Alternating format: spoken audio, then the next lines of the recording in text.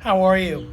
So it's important to know that marketing automation starts with marketing. So a fundamental approach toward marketing, doing the research, understanding the emotions involved, understanding who your customers are and what they want and where they are and how to find them and how to communicate with them. Those are all precursors to doing any kind of automation. I mean, you don't automate in the beginning, you understand in the beginning, you do little pieces, and then as you move along, you get it automated and create funnels and responses and things like that.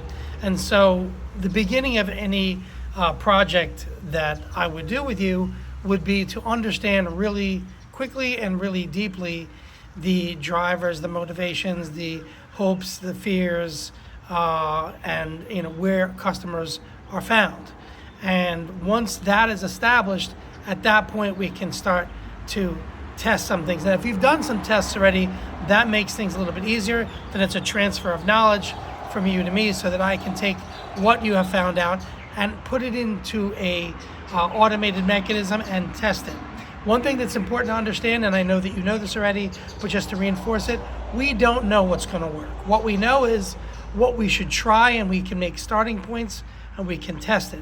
And those things that work today or maybe this month may later on in the year not work anymore, and we'll have to adjust. So what's important is that we start at a point where we can test and we are able to gather information, and we can begin the automation process. We do little by little, pass by pass, part by part, and we see what works and we see what happens. It doesn't matter what platform it is.